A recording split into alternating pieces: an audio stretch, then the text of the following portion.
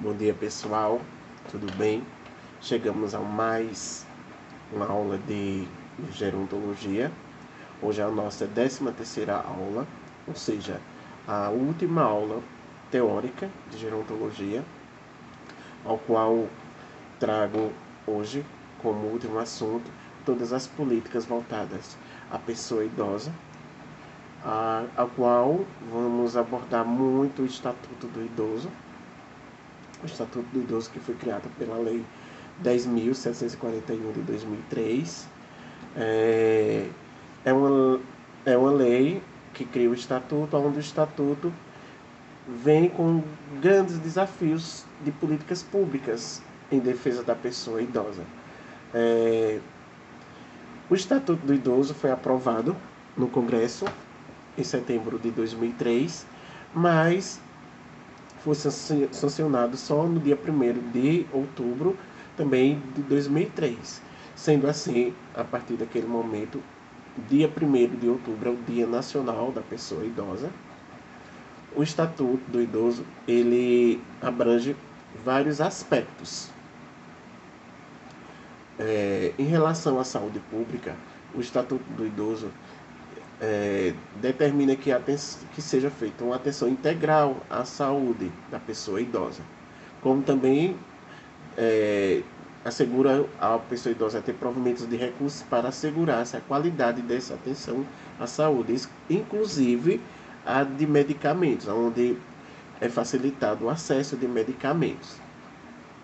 E vem também a formação e educação dos profissionais de saúde do SUS, para que seja feita uma assistência de qualidade, como também a política voltada à saúde pública divulga a saúde da pessoa idosa para que seja ampliada cada vez mais a assistência e estudos ou pesquisas científicas voltadas à pessoa idosa, sabendo que as pesquisas ou estudo geriátrico ainda é um pouco remoto, não se tem uma vasta, ou seja, um aglomerado grande de pesquisas e estudos profissionais voltado a essa assistência à pessoa idosa. Mas o Estatuto e também a política pública voltada à pessoa idosa requer que tenha essa ampliação de estudos e assistência com qualidade à pessoa idosa. Temos também, em relação ao Estatuto do Idoso, que refere que os transportes coletivos sejam oferecidos com gratuidade para as pessoas idosas, principalmente nas linhas urbanas interestaduais. E também vem a questão da prevenção de quedas ao entrar e ao sair desses transportes, ou em qualquer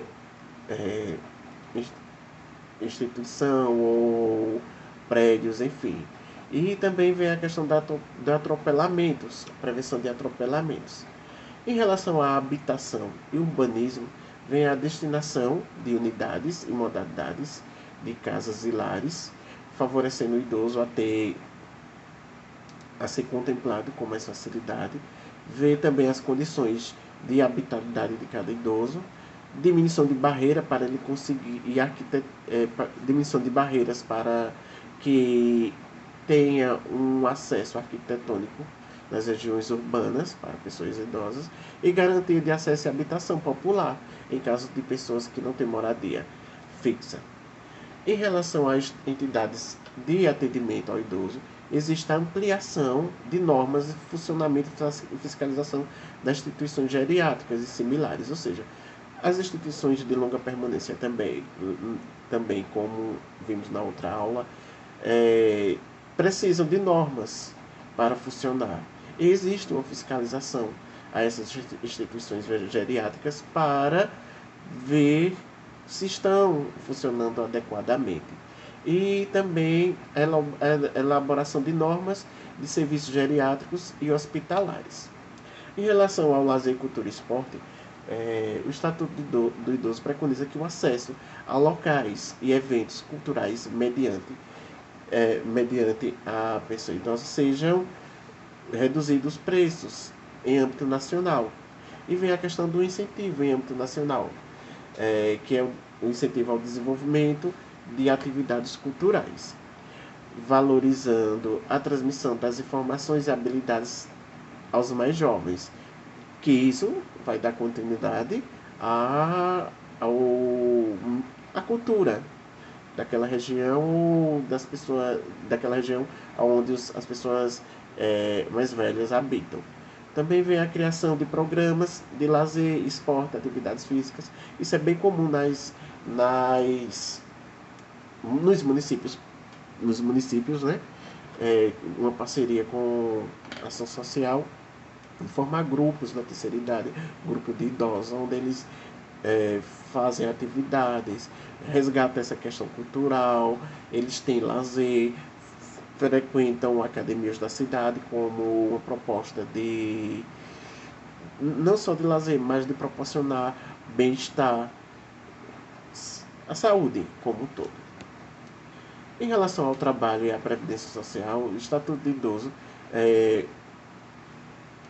foca muito na discriminação quanto à participação da pessoa idosa no mercado de trabalho, como também tenta priorizar a priorização do atendimento nos benefícios previdenciários da pessoa idosa.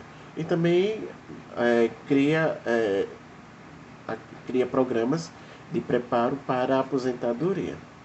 Em relação à violência e abusos, existem ações integradas de combate à violência física, doméstica e institucional à pessoa idosa, como também o uso de bens e valores do idoso mediante pressão psicológica ou ameaças. É bem comum alguns idosos que têm uma vida financeira boa, tipo bens materiais, os familiares ameaçarem eles para vir a separar ou deixar a herança antes de morrer, né? Assim, a preocupação eles passam por uma pressão psicológica para que venham abrir mão dos seus bens para os filhos assumir a herança. E também vem uma questão bastante comum, que é o confinamento em moradia em sua própria propriedade. Aqueles idosos que são submetidos a ficar em casa são impedidos de sair, até de conversar com alguém. Aí vem um caso bem interessante, que é do super endividamento e crédito da pessoa idosa. Nós podemos abordar várias questões sobre o superendividamento. A oferta de crédito é tão fácil e rápido e é tão imensa que é uma ostentativa que o consumidor precisa para travar 3 diferentes batalhas, que é a primeira, contrair si mesmo e o seu desejo de ter, de contra a avalanche virtual da publicidade e também contra o ataque físico no centro da cidade, sendo excessivamente abordados por pessoas com panfletos e ofertas de crédito, não é? A gente sempre vê isso e é muito comum. O que acontece com essas problemáticas? O idoso começa a se endividar e ele começa a ter um declínio financeiro, não é? Tem um declínio financeiro. O que acontece? Existe uma defensoria pública que está reorganizada e ela reafirma com a política nacional das relações de consumo, que está prevista no Código de Defesa e Proteção ao Consumidor, que tenta proporcionar ao cidadão um mecanismo de tutela judicial aos cidadãos idosos, né?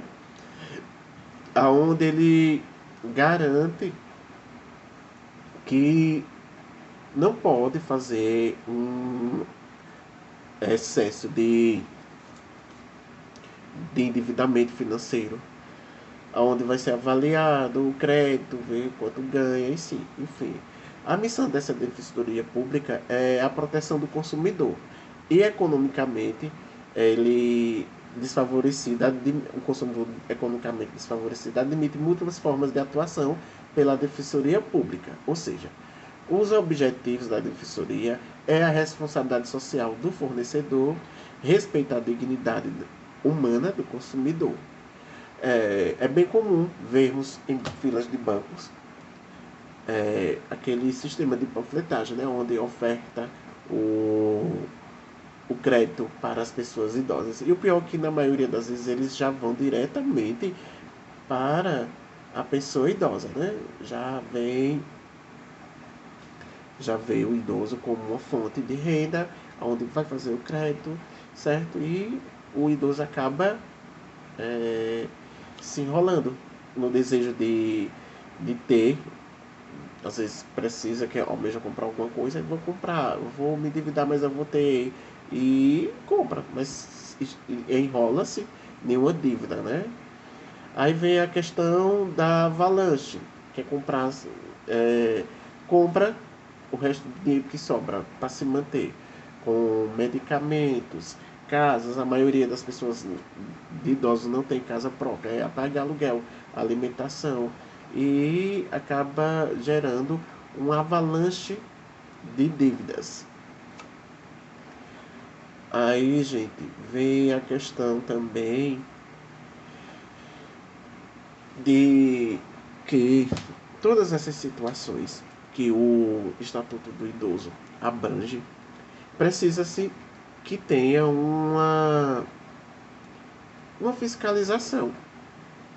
Não sei se na cidade de vocês conhecem algum conselho do idoso, mas assim, o direito do o conselho tenta, juntamente com esse esses direitos que o idoso obtém através do Estatuto do Idoso, ele proporciona fiscalizar e garantir que seja realizado e que essas leis venham a acontecer. Sabemos que, na maioria das vezes, não são essas leis, o Estatuto do Idoso não é realizado, não é? Ou seja, tem o Estatuto, as leis é bonitinha, mas só que muitos idosos não são contemplados com essa garantia de direitos, certo? O idoso goza de todos os direitos fundamentais inerentes à pessoa. Gente, desculpa, hoje a aula eu estou com sono ainda do plantão, mas espero que entendam, tá? E esse conselho, ele quer que a pessoa idosa tenha essas garantias dos seus direitos e faz com que sejam executadas através de fiscalização, consultorias, junto com outros órgãos, lutam para que o idoso sempre seja contemplado e também protegido, tá certo? Vamos lá abordar mais sobre o Conselho do Idoso. Qual é a pré-condição para o atendimento do Conselho do Idoso e do seu papel de controle democrático? Vejam só, na conceitualização do quadro legal político, seguida da Constituição de 1988, vem se mostrando uma ingerência na propriedade social. Grande inovação política institucional de 1988 vem se mostrando que as leis, a ampliação de garantias de cuidados, de assistência, principalmente em prol do idoso, está bem mais ampla e bem mais, não digo transparente, mas eu digo que está mais acessível, né?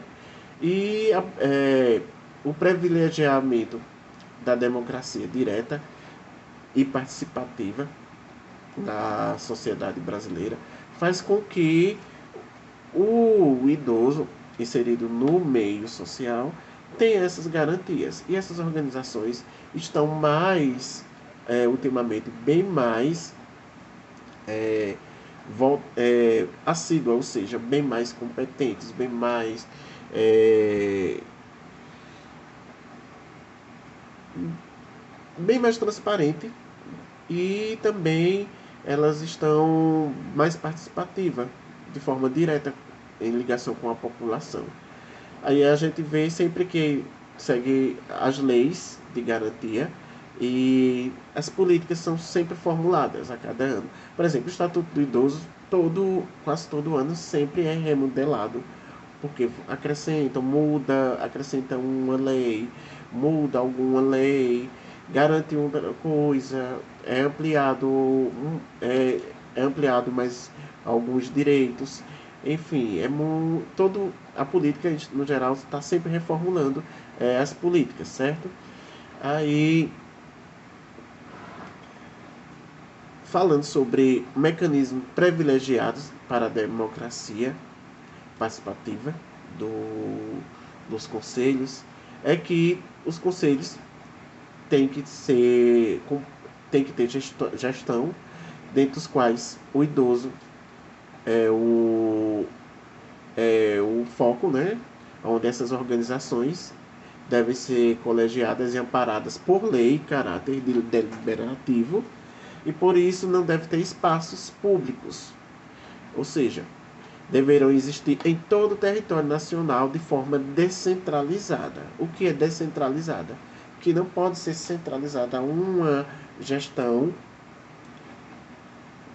como falei, pública, e sim composta por pessoas de forma democrática, que a maioria são pessoas que têm interesse, claro, de ajudar, mas que sejam de forma voluntárias, tá? Os princípios da democracia direta, que dão origem aos conselhos de forma descentralizada e de forma em que seja de participação democrática, a um comando único de cada unidade de federação, tá? Onde as condições para esse exercício do conselho deve ser uma articulação de conselhos com outros mecanismos não convencionais à participação democrática, previsto pela Constituição de 1988. Os elos da cadeia institucional da gestão participativa deve ser regida através da formação dos conselhos, aonde vai vir as conferências, os órgãos gestores, os conselhos, os fundos especiais, as entidades privadas parceiras e o Ministério Público, tá?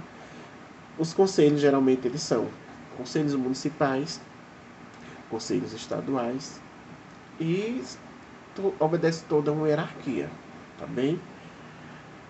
Quais são as particularidades e papel do Conselho do Idoso? Ela é plural, relacional e tem uma complexidade de grande responsabilidade pública. E é um instrumento, o Conselho é um instrumento de materialização, segundo o artigo 1 do parágrafo único da Constituição Federal. Todo poder emana do povo por meio de representantes eleitos ou diretamente, tá? Esses conselhos são formados por pessoas, por órgãos, pessoas ligadas às instituições, ou também representantes de comunidades religiosas, com a finalidade de fiscalizar, buscar que esse estatuto seja preconizado e o que as leis que são proporcionadas pelo estatuto sejam realmente vigoradas, ou seja, que elas sejam executadas. As funções do Conselho do Idoso, com a base no artigo 1, no parágrafo único da Constituição, diz que fiscalizar diretamente, como já falei, como falei anteriormente, principalmente fiscalizar entidades de atendimento ao idoso, as instituições governamentais ou não governamentais, e se possui as unidades privadas também, supervisionar, acompanhar, avaliar, tudo isso de forma diretamente. A política nacional do idoso, em cada unidade e federação, deve ser, não deve, né, entrar em conflito com a lei, e as ações desenvolvidas obedecem às diretrizes dessa política. As diretrizes a serem controladas pelos conselhos devem ser de atendimento preferencial do idoso, aos órgãos e serviços de atendimento e ofertar capacitação de recursos humanos nas áreas de geriatria e gerontologia. E também a divulgação de informações de caráter educativo sobre o envelhecimento e garantia de acesso à rede de serviços de saúde e assistência social. Algumas atitudes devem ser esperadas dos conselheiros, os quais representam os conselheiros de idosos, que eles devem reconhecer uma pessoa jurídica investida de autoridade para defender direitos do idoso, estar a serviço de interesse público e não particular ou corporativo da instituição que representa, estar ciente de sua importância como agente de controle democrático. Aí vem os procedimentos a serem adotados pelos conselhos. Veja só, os procedimentos são de manter autonomia em relação ao órgão gestor, renovar periodicamente seus componentes, tem eleições normais, como todas as eleições, muda sempre os conselhos, tem que sempre mudar os conselheiros, e intercalar no exercício de presidência no conselho e representação do Estado na sociedade civil. Sempre tem que ter essa intercalação. E manter comunicação permanente com os conselhos congêneres e com outros elos da cadeia institucional da gestão participativa. Esses conselhos são, em alguns municípios, são bem práticos e mostram ações. Em outros municípios se mostram invisíveis. Se eu perguntar a vocês, eu sei que cada um de vocês mora em cidades diferentes. Se eu perguntar quem conhece o conselho do idoso, muitos de vocês vão perguntar, nunca nem ouvi falar. Estou ouvindo falar hoje porque não existe muita divulgação ainda. Por quê? Porque a maioria dos municípios criam os conselhos, mas fica ali só no papel, não são atuantes, tá? Não são atuantes, a palavra é atuante. O conselho de idosos tem que ser atuante, uma vez que, como vocês já estão desde o início da nossa disciplina, nas primeiras aulas, que assistimos o processo de envelhecimento, o desenvolvimento do envelhecimento, a demografia, populacional do envelhecimento, vemos que a cada dia e ano o público idoso está aumentando. Isso vai acarretar várias coisas, né? Várias coisas, principalmente a questão de doenças, que o idoso não representa doença, mas só que o estado de envelhecimento, o estado fisiológico de envelhecimento, facilita com que ele seja acometido com doenças ou incapacidades, não é? E o Estatuto do Idoso quer garantir que esses idosos tenham o direito de serem acompanhados por a saúde, pelo serviço social, por seus familiares, por cuidadores, mas que perante a lei ele tenha esse acompanhamento digno. E o Conselho do Idoso, justamente com o Estatuto, faz com que requer que os conselhos sejam atuantes, que façam valer o Estatuto do Idoso, tá?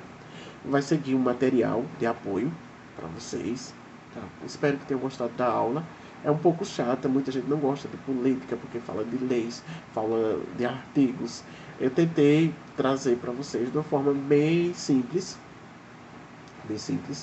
é, essas políticas, algumas leis, o estatuto, mas eu vou mandar para vocês no material o estatuto do idoso, ao qual tem muitas leis, estudem, leiam, tem que estar bastante por dentro do assunto, porque principalmente quem almeja, né, ser, investir no aperfeiçoamento em gerontologia, é uma área muito boa. Quem ama cuidar de pessoas idosas é muito bom. É, vamos ter uma avaliação amanhã. Desde já, muito obrigado por, por esse tempo, na atenção de vocês, pela paciência. Foi muito bom dar essa aula de gerontologia a vocês e que a gente vai se ver por aí, se Deus quiser, em outras disciplinas ou quem sabe até em estágios, né? E boa sorte nas avaliações e dizer que estou por aqui para darmos continuidade também. Vai também seguir uma atividade ao qual quero até hoje, né? E qualquer dúvida, estou por aqui também. Beijão, até daqui a pouco.